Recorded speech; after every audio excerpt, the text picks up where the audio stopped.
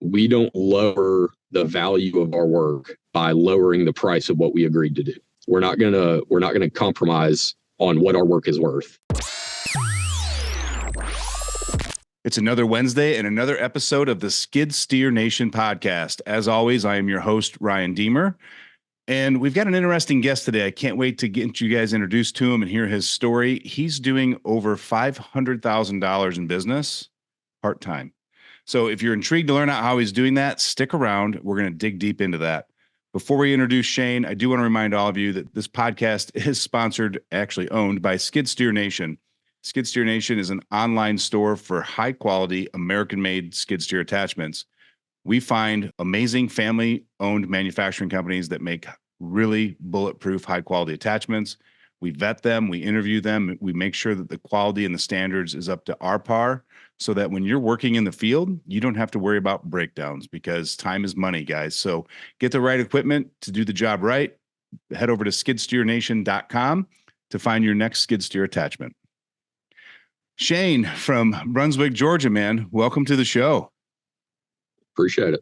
Yeah, man, we're excited to have you on here. We were talking just a few minutes ago while you were finding a place to park, and I'm thoroughly impressed that you can do that kind of a number part-time. And I don't want to dig into it yet this moment, but yeah, so you specialize more in like slope mowing, ponds, land clearing, site prep, but you primarily work with a little bit larger size tract property than just a current residential home space, right? It's our preference. We are pretty heavy in the residential clearing space.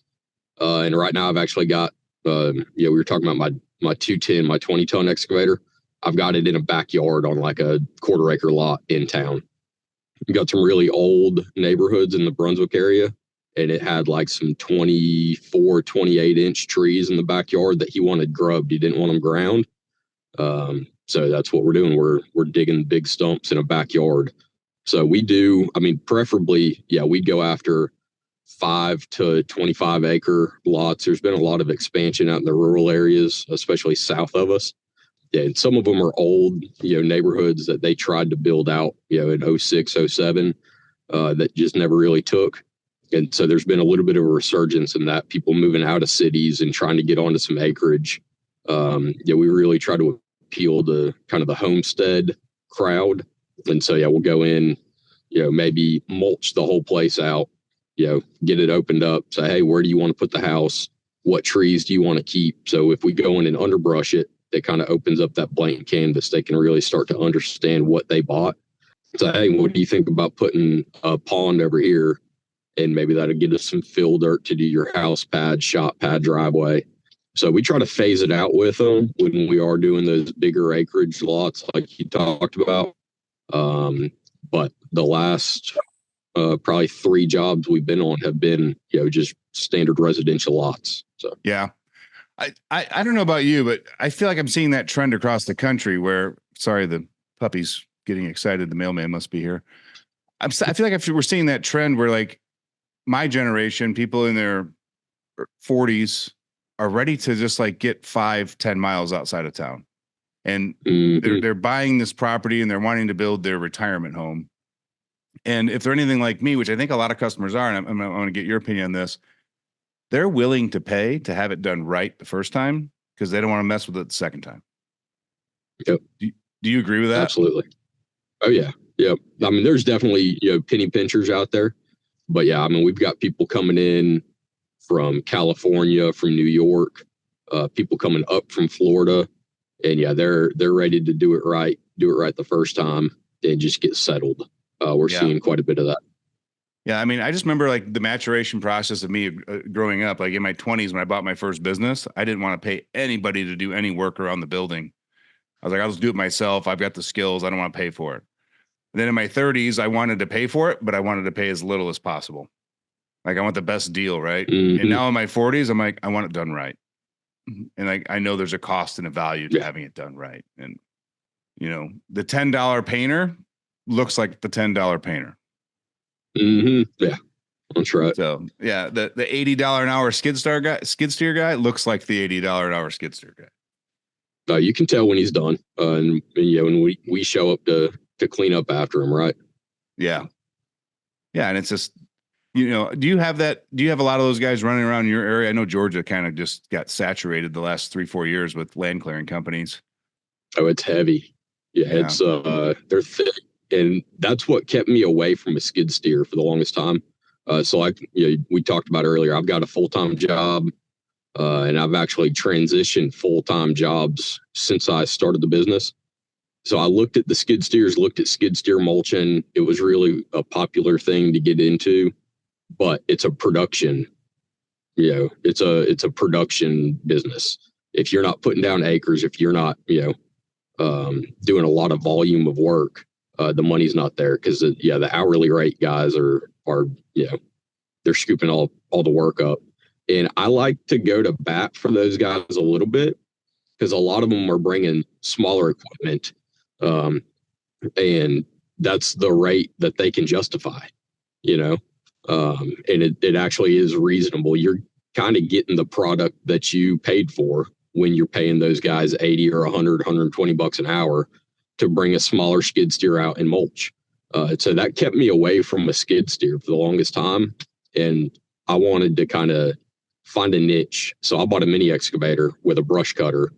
And that's where I got into the pond mowing, the ditch bank mowing, because it was stuff that I could do, Thursday night, Friday night, maybe over the weekend. And it was kind of a niche job that I could charge a reasonable rate for because nobody else around me had one. And so that's kind of where we've grown from there, is trying to find a niche, explore it, figure out how to be profitable in that niche, and then grow into something else. And then as we got farther into the residential clearing and building house pads, that's when I finally picked up a skid steer. And I didn't go after a 90 or 100 horse, mulching machine. I bought a 74 horse. It's a high flow machine, and it can run a mulcher. And we can get into backyards because there's a lot of neighborhoods around us. They clear the first third or 2/3 of the lot, right? And the back is just left. It's got their strippings pile and a root mat and stuff all shoved off in the back. So we do quite a bit of going into those backyards, regrading, mulching all the overgrown bushes and stuff in the back, and kind of getting people that space back that they've already paid for. Yeah. So then the mid-size machine's perfect for that because you're not running it for 8 hours and you're not bogging it down with 14-inch trees. Absolutely. Yeah. Yeah, I love that. I love that you found a niche within a niche. Like, everyone thinks of land clearing and mulching as the niche, and it's really not. Like, that's just the subgroup of excavation. And then like the niching down is we're getting into like, hey, we're going to do slope mowings on ponds, embankments, ditches. Like that's niching down into a specialty. And I love that you took it that one step further and said, hey, let's get into a unique niche of land clearing that we can develop a name for, get a presence in our area, have minimal competition, and then expand our offering and services as we grow that kind of encompass that. Yep. I think too many guys I talk to are like, oh yeah, I want to do land clearing. And I'm like, what aspect of it? And they look at you like, what do you mean? And I'm like, that's like saying I'm going to study math. Like, you doing algebra, calculus, multiplication.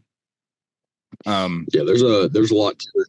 I just, you hear so many people talk about land clearing and all they're doing is mulching. It's like, hey man, if we're being honest, it's really not land clearing. It's heavy duty landscaping is what you're doing. Yeah. And as a consumer, if you put yourself in the shoes of your customers, when they hear land clearing, they're seeing the finished product in their head of what they want their property to look like. Not the first 2/3 chopped with a pile in the back, rough grade everywhere, but that's what land clearing is that these guys are out doing with their hourly rate on the weekends and all that. And I think it's tough for you guys like you because you've got to pause and educate your customer on all of the steps of the project to get to their desired result and make them understand that land clearing is just one phase and not the completion. Definitely. Yeah, I like to start, like I said, we do like to start a lot of our clearing jobs with mulching and underbrushing, just to get everything out of the way. But as soon as I talk to a customer, I like to ask them what their vision is for the property. Hey, assuming we're doing a house on your 5, 6, 8, 10 acre piece, where does the house need to go? Do you want trees in the front yard? Do you not? Do you want Augusta National grass front to back, or do you want it kind of rough and natural looking and just have a reasonable size yard for the kids to play in, and then the rest of it be kind of raw? So yeah, really drilling down onto what their expectations are from the front end. Yeah, it helps you get them a better product the first time. Yeah, those pre-qualifying questions, I mean, that's the difference between a great company and a good company, in my opinion. Like thoroughly understanding the exact needs and desires of the customers. Is that something you Absolutely. had to teach yourself? Or did you learn that skill from the other jobs you've had in the past? Or like, how did your process go to get really good at drilling down on that? I mean, mostly it was just figuring out what I was capable of doing and making sure that that was going to be what they wanted, right?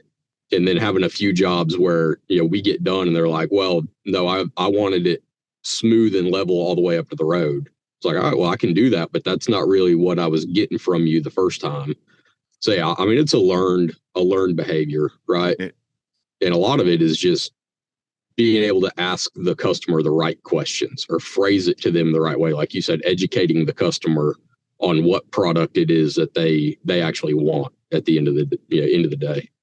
Yeah, and I have a feeling just from the way you approach this that you're able to look at the conversation you had with the customer and assess where you made mistakes or didn't ask the right questions to get the answers to do the job right. Because I hear so many guys always be like, oh, that customer just didn't know what he wanted. He was an idiot. And I'm always like, you're the professional. Obviously, the questions you asked weren't right. Yeah, exactly. Yeah, I'm a big Jocko fan, big extreme ownership, Shane. Hell yeah. I mean, I certainly don't live up all the time, but if something goes wrong in the business, something goes wrong with my guys, I didn't explain it well, or I didn't get a good read back from them. It's on me, How did your business change when you adapted that mindset? I had to grab that pretty early on. As soon as I started bringing on some help, which I had some buddies that would help me a little bit. The timber industry has got a lot of good people in it, and I had some friends that would jump on a machine with me on a weekend or something. But when I actually made my first hire and started trying to get them trained up, it was apparent pretty quick. I mean, that I probably shouldn't have kept them quite as long as I did. I think I made some mistakes on the front end and didn't establish those expectations very well. But how did the business change? It's hard to say. Well, how about this then? Because like I find that I also incorporate that extreme ownership mentality where if something doesn't go right, there's something I did in the process that broke it. I find that when I incorporate it in my business, I started incorporating it into my real life too. Like, have you noticed a difference in the relationships with your family, your friends, and all that? And like, since you've taken on that extreme ownership mentality? It definitely gives me pause. And being able to kind of be introspective and say, hey, on the relationship side, there's a fight, there's a disagreement. So did my wife intend to do that, or did it just happen? And I'm putting blame. I'm assigning, some intent to what happened. So yeah, it's definitely carries over.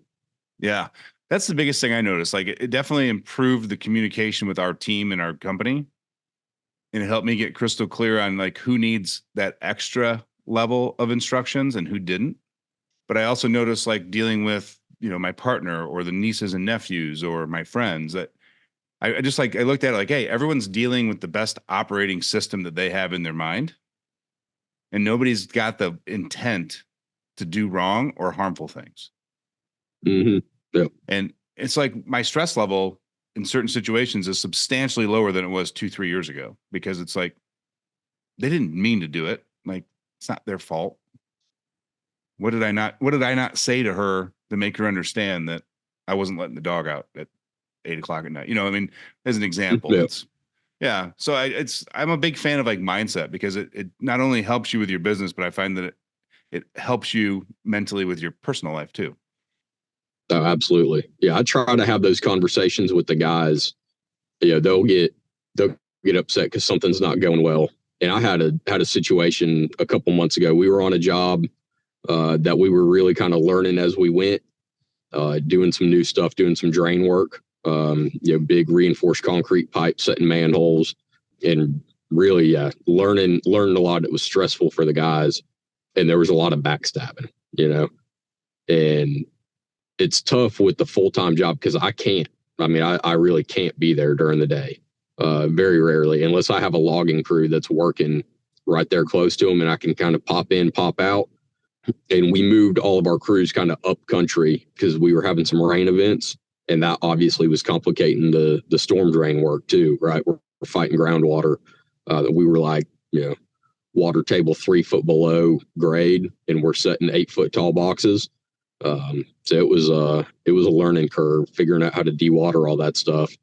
And just the tension and the blame game. And again, I'm looking at where did I not provide clear direction?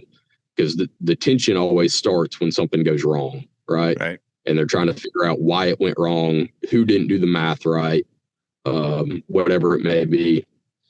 And so I figured out, it's like, hey, whatever we're going to be doing that day, I need to be up the night before, mapping it out, drawing it out. Hey, whatever your transit is set to, minus 3.25, and even stuff just as simple as, having like a little chart or doing a demonstration, a little learning exercise on how to convert from feet and inches to feet and tenths. And it was just stuff I was dropping the ball on, and I figured it out eventually, right? But it would have made everything go a lot smoother on the front end. So. Yeah. And you sound like me in the aspect that the lessons we learn aren't from the things we read or the things people teach us, but from the mistakes we make actually doing. Right. Yeah. Yeah. From beating my head against the wall. The school of hard knocks always wins. I don't care. I'll take it over Harvard. Yeah, no doubt. Yeah. So let's talk about your full-time job, man. Like, so you've got a pretty demanding role. Like, you work with the timber industry. There's 60 some thousand acres you guys manage and mill. And like, you're overseeing quite a few areas of that. Like, how many hours a week are you working for that company? It just depends. So like planting season, I'm probably putting in 65 plus hours a week when we're planting or fertilizing. There's certainly some times where it's a lot more manageable on both ends. So kind of the big picture, the company I work for, it's small, private family owned sawmill, which they're still putting out. It's a single shift mill, but run rate per hour, if they were double shifting it, they'd be on par with any other mill in the Southeast. Wow. As far as their throughput goes. And then, the family in whatever holding companies, it's 60 plus thousand acres that we help look after and manage, do the site prep on. We're, like I said, in the middle of planting season right now. So we're putting pine trees back in the ground. Pretty soon we'll be fertilizing. We'll be checking up on, spraying crews, doing weed control around and underneath the pine trees at some point. And then looking after we've had up to 8 at one point, contract logging crews on us that we're out buying wood for as well. So it's not just cutting on the company land, but we're out trying to buy wood, on the stump. We're trying to buy stumpage is what we call it, from other landowners, whether it's private, small acreage, 50, 100 acre tracts from people, or if it's trying to work out some kind of deal where we're cutting wood for a big, Rainier, Warehouser. I don't know. Plum Creek used to be pretty heavy up in your area of the world. I don't know if you're familiar with them. I'm not. But, whoever it may be, in institutional landowner, like a lot of your life insurance companies own as part of their portfolio, own quite a bit of timberland. So we're buying wood, cutting wood, supervising a pretty wide assortment of contractors, and then also buying wood from other people directly into the sawmill. I stay pretty busy on that end. Yeah, it sounds like it. And I don't know about you, but like as you were talking about that company, like I was hearing like a lot of little lessons in there. Like here's a company that they want to cut wood and make, board foot, 2x4s, 2x12s, whatever it is. There's a reason that they have to manage property, plant trees, fertilize, grade. Like there was something in that process where they couldn't get wood to that mill and they had to adapt. I'm assuming. Oh yeah, yeah. I mean, it can be tough. We're in a market down here in Southeast Georgia and Northeast Florida where the pulp mills really control the pace of the market. And obviously, we want a reasonably high quality tree to make boards out of, right? Yeah. It's got to be a decent size, 10, 12, 14-inch tree. Pretty straight, not a lot of knots on it. And we call it chip and saw because we're going to chip the sides off of it and then saw the boards out of the center, basically. And as soon as it gets wet, where the pulp mills decide that they want it, that nice high quality tree, it's getting debarked and run through a chipper. And they can afford to pay it. And it's the easy button for them to say, hey, we will buy everything on this tract of land that will fit into our pulp mill. Go, bring it to us. Yeah. And they've got the pocketbook to do it. So yeah, that's one of the reasons that, this company has remained somewhat vertically integrated. We don't have the iron in the woods anymore. I don't know, historically if they ever did.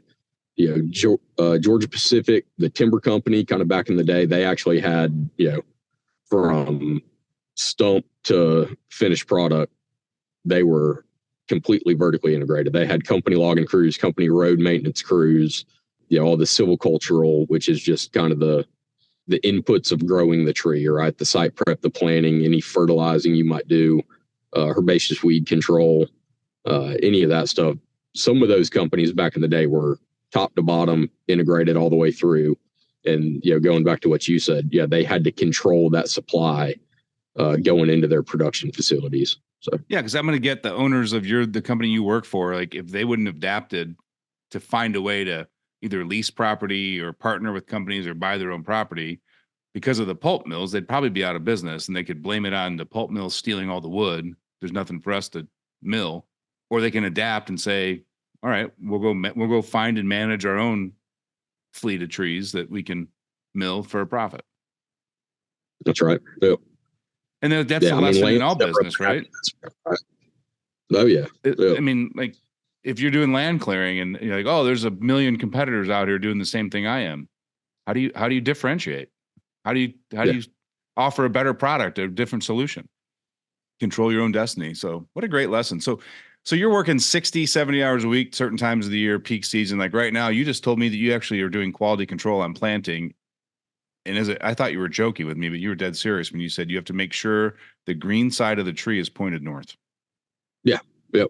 Yeah. So we got every now and then, which we've got pretty good crews, but it's not uncommon to be going through. They get in a hurry and they're hand planting them, which is usually a little more consistent, a little more accurate when they're hand planting it. I said some people do some machine planting. So there's a guy riding in an attachment behind a tractor. And as they pull it through, it's got a big wheel that spins around and he's laying trees into it and it's sticking them in the ground, on a spacing determined by the size of the wheel.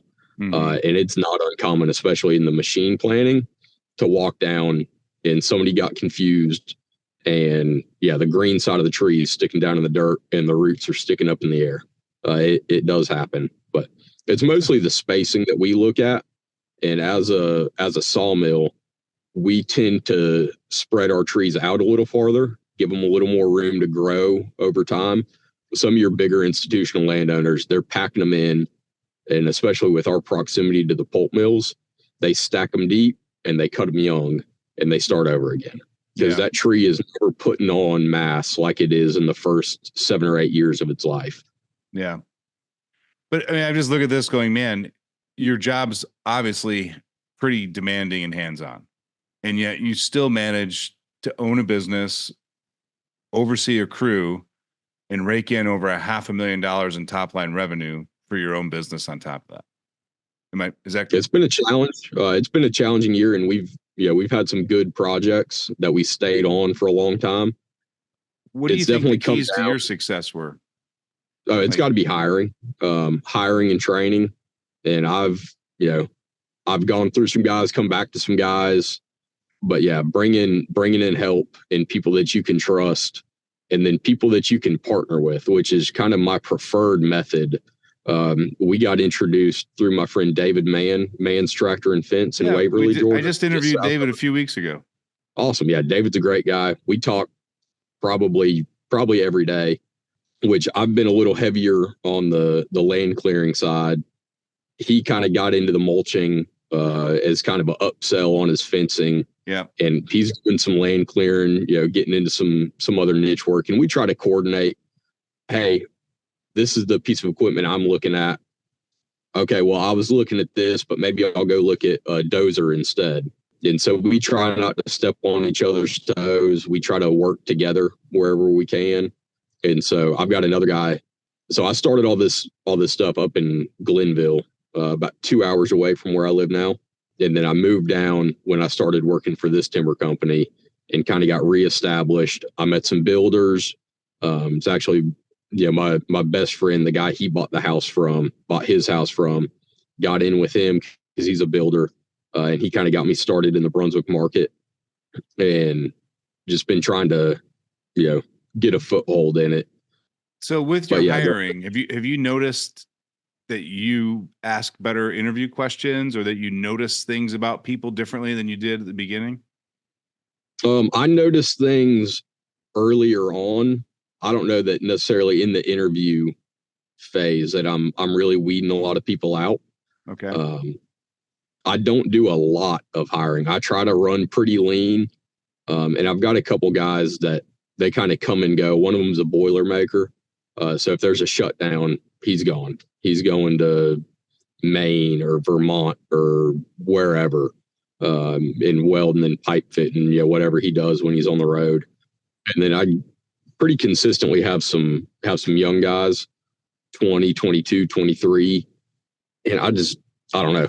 I'm trying to get some older guys around me that have a little more patience, have a little more life experience. They're a little easier on the equipment. So that's kind of the direction I'm trying to go right now. I've got one new guy. He started with me a couple months ago, and I try not to air it out too much, but he was with a logging company that works for me at the timber business. Yep. And then he parted ways with them. And after he parted ways with them, we were talking. He's like, yeah, I'm not really sure what I'm going to be doing, but yeah, I'm just kind of hanging out right now. I was like, well, do you want to get on an excavator? He's like, yeah, sure. Why not? So he showed up, you know, grown man with his own truck and tools and fuel tank. And he just jumped right in and started going. So that's been a nice fit. I don't know how long he'll stay. He may want to pursue some other venture, but for the time being, it's working out well. Well, if you keep him slightly challenged, well compensated, and minimal headaches, it'll make it hard for him to leave. That's right. And I find the headaches are the more important thing. Yeah, little stuff like just letting him drive a truck home at the end of the day. It saves him some gas money. Saves him some wear and tear on his truck. His wife can kind of go and do with his truck during the day because it's like a family truck that they all share. They're into horses and stuff like that. So letting him drive a truck. You trust him too. Oh yeah, and I have no reason not to. Right. He takes better care of the trucks than I do. He's OCD about his trucks, and he's just a quality guy. So if a truck goes home with him, it comes back cleaner than when it got to his house, and that goes a long way for me. Yeah, but I would guarantee you working at night to outline and to coach and train and organize the project sits well in his head, saying, man, I've worked for places before where every day it was just a fire drill and it's not enjoyable. And at least here we might run into some snafus because that's what, you're dealing with the property. It's going to happen, but at least we have an organized plan to start the day. And if we have to pivot, we pivot. Yeah. And he was definitely getting a lot of that fire drill when we first started, until we started getting dialed in on what it was that he needed to be able to follow.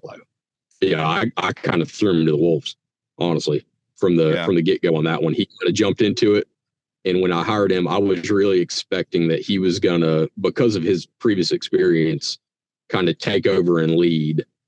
and I didn't account for the fact that he was making a huge pivot in his life, and it was too much at once. And I was asking too much of him.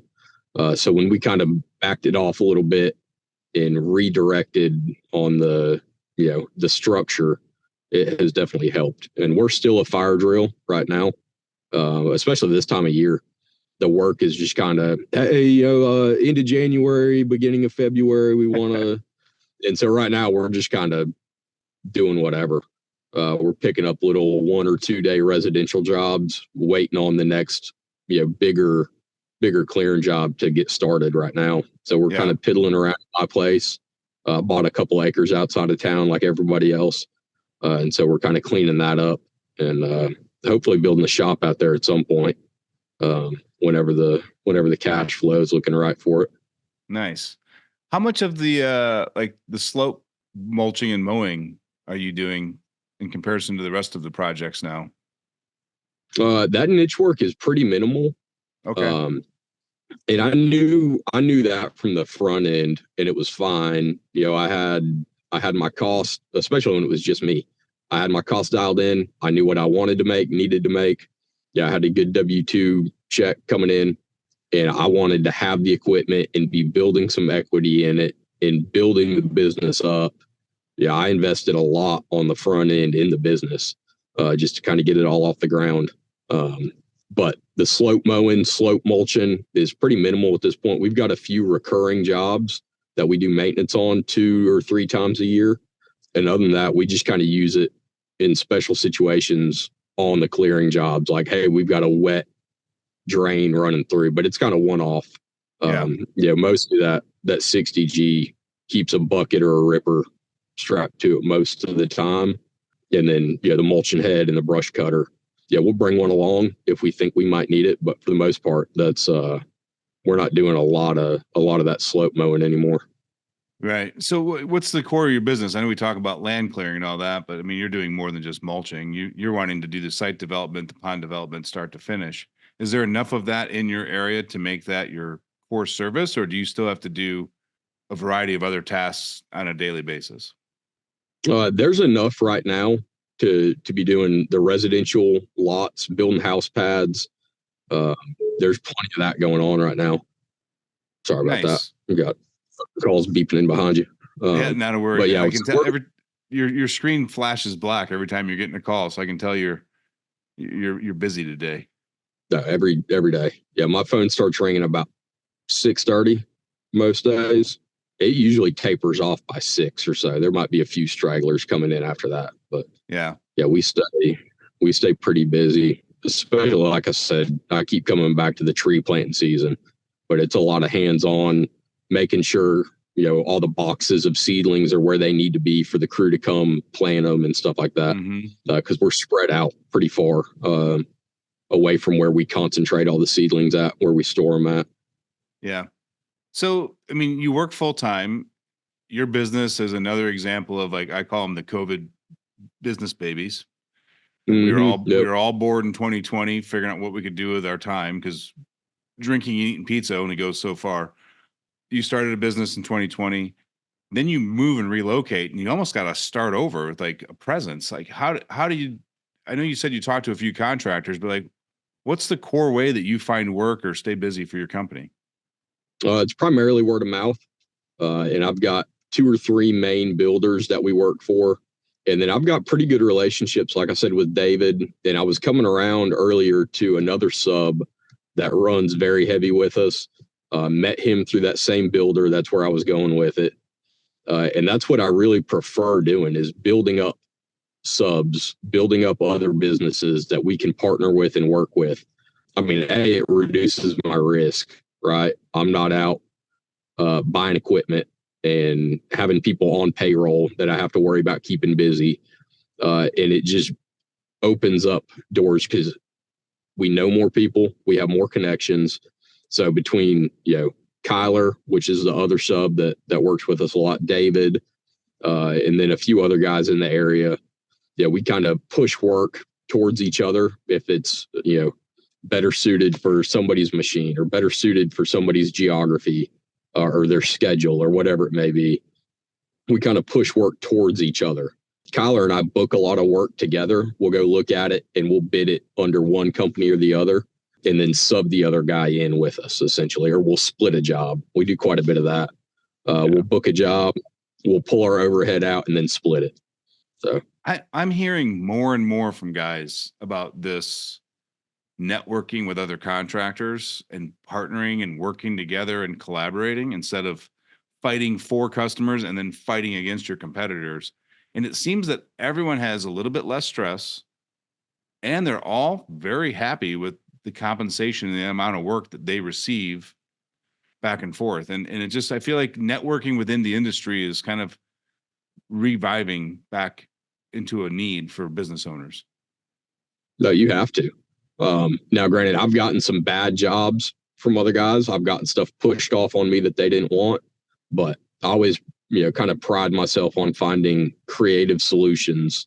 And I know I've heard a bunch of other guests on your podcast using the same term, right?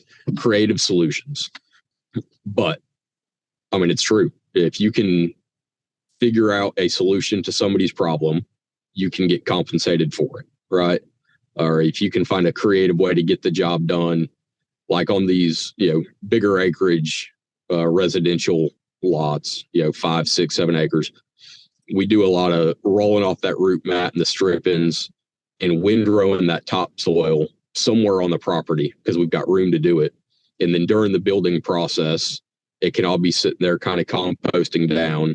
And when it's all done, we can roll it back out, mix it up, bury it, whatever, out in the yard, and really cut down on the haul off. And that goes a long way with people's budget. The haul off is ridiculous, especially when you're hauling dirt and you're keeping good organics on people's sites. So they're going to grow better grass when it's all said and done. Yeah. Stuff like that. Yeah. I just saw a post on Facebook the other day. The guy was talking about, he quoted this project. I don't know if it was a pond or I don't remember the exact specifics of it, but it was like a $44,000 quote. And in the post, he was like, I've already ate half the budget just hauling off material, and we're not even halfway done. Yeah. Yeah. Like, the haul off will kill you. And the burning. But that's a cost that a homeowner has no concept of. No. Zero. I mean, not even a little bit. It doesn't even cross their mind that you got to haul it off and it costs that much money. Mm-hmm. And then, you're going to haul it off. And then at some point down the road, you're going to want to bring material back in to build the site up, because you're going to have some drainage problems, or you're going to need a little more fill somewhere. Yeah. Or you're going to bring topsoil in to help your yard grow better. It's like, hey, if we compost down all your root mat and topsoil, spread it back out, let me run the Harley rake across it, we'll save you all that sod money right there and just seed in what we Harley raked, and you'll have a nice stand of grass going. So yeah, just little efficiencies, and they go a long way towards helping the customer, helping the homeowner feel like you've got their budget in mind, got their best interest in mind. Yeah, and because like Shane, I think at the end of the day, like you having to strip that all over and windrow it, let it compost, and then roll it back out, like that's an extra step for your company. Like it's not easier for your company to do it that way, but it's easier for the customer to do that. So it's a customer centric focus. And I think a lot of landowner companies, like they're trying to do it the easiest way for them and still get the best result for the customer. That's where you end up with, like I said, we do a lot of these going back into neighborhoods, and they've peeled back the first 2/3 of the property and pushed everything into the back. It's like, hey, let me roll that back out, mulch it, clean everything up, and you'll have the rest of your yard back. So we kind of do it retroactively for other people. And those builders, whoever did the site work on those neighborhoods, that's what they were doing, was trying to find the fastest, cheapest way. It's, hey, drop the bulldozer, do these first 12 houses, and push everything to the back in a big stripping pile. And you get drainage problems, you get all kinds of issues. And then you're sacrificing property that somebody's paying taxes on. Right. Yeah. So, I mean, I think every niche that anyone's ever in, and like you're doing a great job from what I hear, but finding a way to differentiate and provide a better value to the customer. Business is not very hard at the end of the day. Communicate, provide value, over provide value, and charge them money. I mean, it's literally that simple. Yeah. find out what they need, tell them how much it's going to cost to get what they need or want. And if you can come to an agreement, move forward. If not, maybe try to find a compromise. What I tell, because I've tried different ways of letting the guys go out and bid jobs, or at least go scout them. Because with my schedule, I can't always get there when the customer wants to meet. And I've even let the guys, especially Kyler, my sub, I've let him negotiate quite a bit of work when he was starting out. He didn't have any background in land clearing. He was a drywall contractor, and he saw what I was doing and wanted to get into it. So I, brought him under my wing, brought him in, and he's off sailing now. He's doing great. But it's like, hey, if the price is an issue, we don't lower the value of our work by lowering the price of what we agreed to do, right? We're not gonna compromise on what our work is worth. Said, find something in there that they can do without to bring the price down to their budget. So, hey, maybe we don't haul off all the sticks and limbs. Maybe we pile them in the backyard, or we mulch them and spread them out, or something, right. Something like that. Find something they can compromise on to get the price point down to where we can go out and do it, and everybody can be happy. Everybody can win. But we're not going to lower the value of our product. I love that, man. And I think that's fantastic. It's like, you have to have your standards. And if you compromise those standards, I feel like if you're willing to compromise your standards, that business owner is probably willing to compromise quality of work, craftsmanship. I mean, everything. Absolutely. Yep. Yeah. Very good, man. That's good advice. Just like, find a creative way to hit budget instead of devaluing the services you provide. Yeah. I mean, you have to have a good book of work, right? To not feel pressured or scared into, devaluing your services just to land the job. And that's something we've tried to stick with, it's just kind of been a principle that Kyler and I discussed. So this is a boundary we're going to set, and we're not going to negotiate on price. We'll negotiate on scope. Yep. I love that, man. And it's, I mean, I think that's a great way to word it. I'm probably going to steal that from you, but like, don't negotiate price, negotiate scope. Cause like, that's a great way that an owner can understand, cause like, if you say don't negotiate on price, they're like, what do you negotiate on? And now you gave them direction, like negotiate on the scope. Mm-hmm. Yep. And let's be honest, some of those projects that you're doing, especially when it's like a forever home, it could probably be phased into multiple phases, where phase one hits their budget, gives them what they need today, and then a year from now we can come back and complete phase two at a different budget and finish the project. Absolutely. Yeah, that's where we love going in and underbrush and mulching first. I mean, it's like for me, it's a little credit check on the homeowner. Yep. Say we're going to do a $3,000, $4,000, $5,000 mulching job. We collect on that. I kind of see how quick they are to pay, if they balk about that. And then we can move into, a $15,000, $20,000 clearing job behind it, doing the clearing and grubbing, root raking, building up a house pad, doing a driveway. And I like doing that stuff with the lower overhead, like the mulching, right? Before I get into stuff with higher overhead and materials and rock and fabric and dirt and stuff that I'm footing the bill for. And then, maybe they're going to be slow to pay, and my dirt guy's going to get mad at me, Yeah. No, that's good looking out. And I like the way that you do that, so that you can actually word it as a process to the homeowner. Like, doing this allows us to see the property at the whole, to know exactly where the house goes and all that, and not saying, hey, we're going to do this, make sure that you and I work well together, and then we'll do the larger one and hope to God you pay. Like, because like sometimes you just got to change the way you word things. And so it's not about you, but about the customer. Absolutely. Yeah. I like to say, hey, let's go in, underbrush it, clean it up. Let's say there's a really nice tree and you want to put that in the middle of your front yard. Yeah, we can do that if we stop and mulch everything first, right? Or, hey, maybe we want to shift the house up towards the road because you don't want to spend, $8,000 on rock for your driveway or whatever it might be. So yeah, definitely pitching that mulching first has been a good one for us. That's fantastic, man. Fantastic. So what's your plan? Like, this business continues to grow. You're going to hit a precipice where you got to decide to go full time for yourself, or like be a little more hands off and hire more staff. Like, what's your vision for yourself moving forward? Yeah, that's been a hot topic, especially after I tied into that 210, tied into that bigger machine. And I've had people at the day job asking me, what my intentions are. I kind of thought, like I mentioned, bringing on that new guy with a lot of leadership experience, that maybe he could kind of take over, he could run things, and I could be a little more hands off with it. And I really just don't know. I mean, I love what I do. I love what I do on both sides.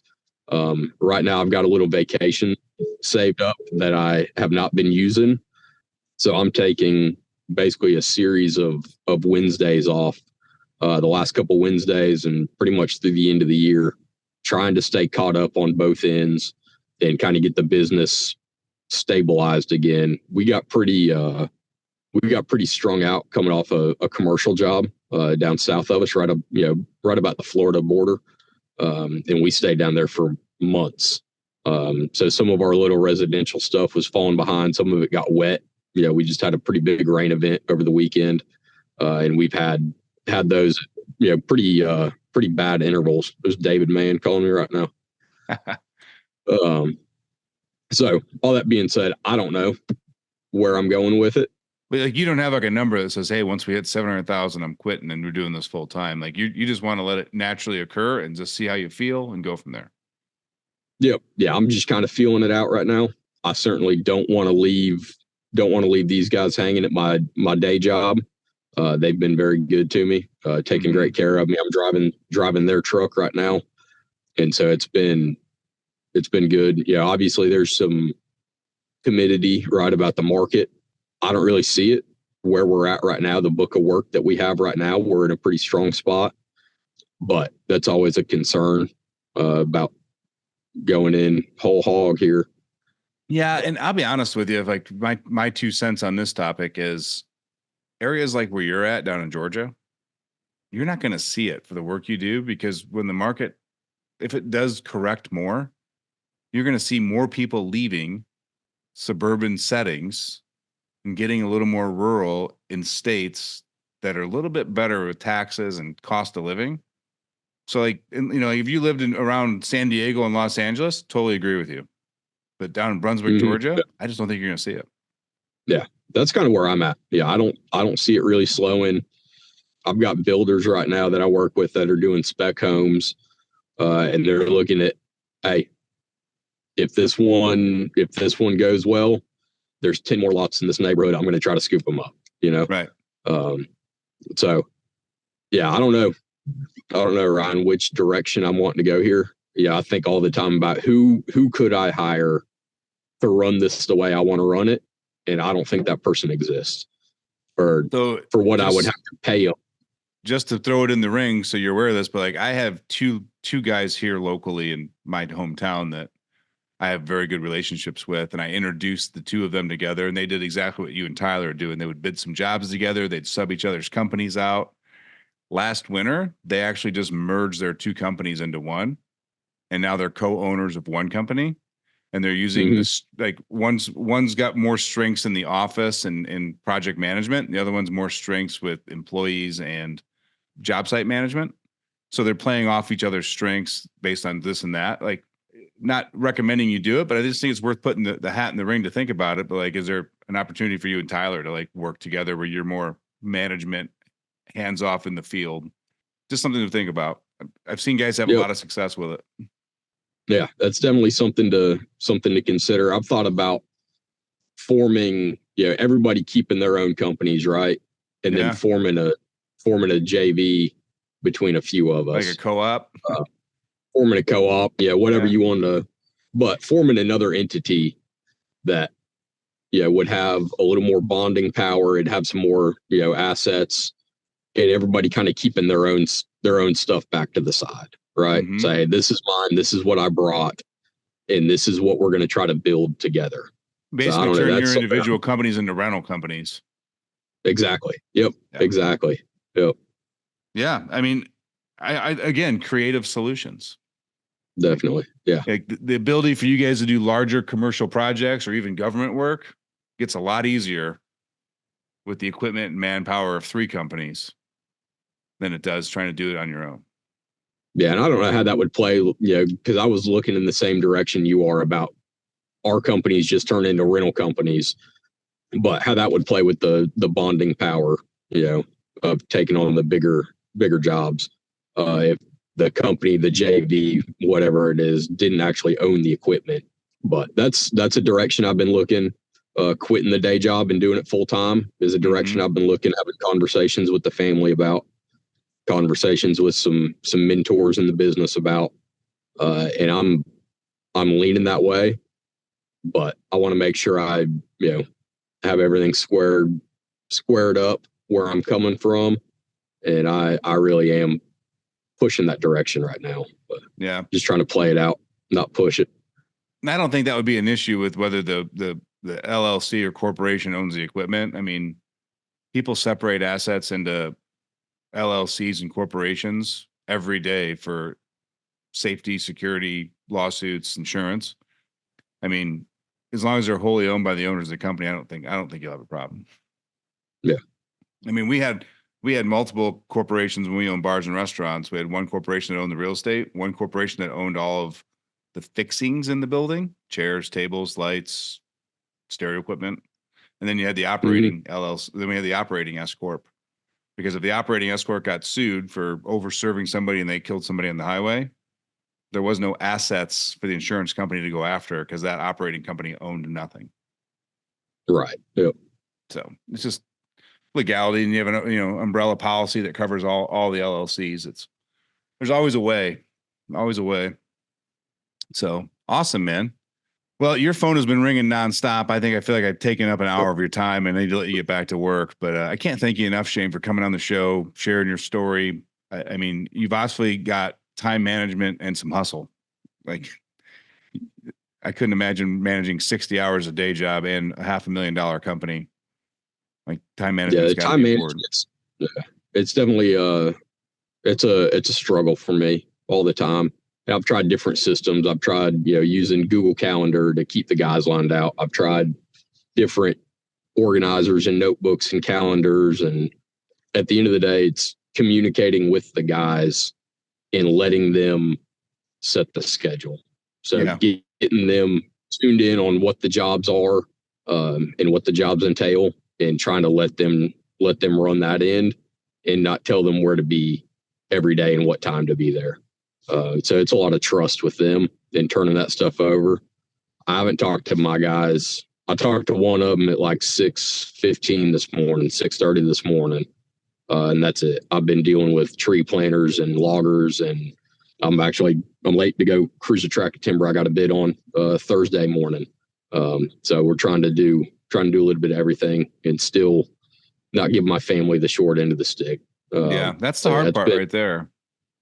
Yeah, it's easy to get focused on work and forget everything else in your life. Definitely. Yep. So, well, my friend, go look at some trees, man. Thanks for coming on the show, and we really appreciate you. Guys, thanks for listening to the Skid Steer Nation podcast. And if you own a business and you keep coming back here looking for advice on how to structure, manage, time management, take more extreme ownership, and you want to learn more about that, head over to groundbreakinggrowth.com. Groundbreakinggrowth.com is our coaching and consulting division of Skid Steer Nation. We only work with excavation land companies, and we work directly with you. You would talk to me specifically, and we can help you structure your business, give you some guidance in marketing, sales, business structuring, culture, the whole kit and caboodle. If you're interested in learning more and want to speak to me, head over to groundbreakinggrowth.com, fill out the form, and pick a time to talk. So until next week, guys, stay busy, keep your chins up, and make that money.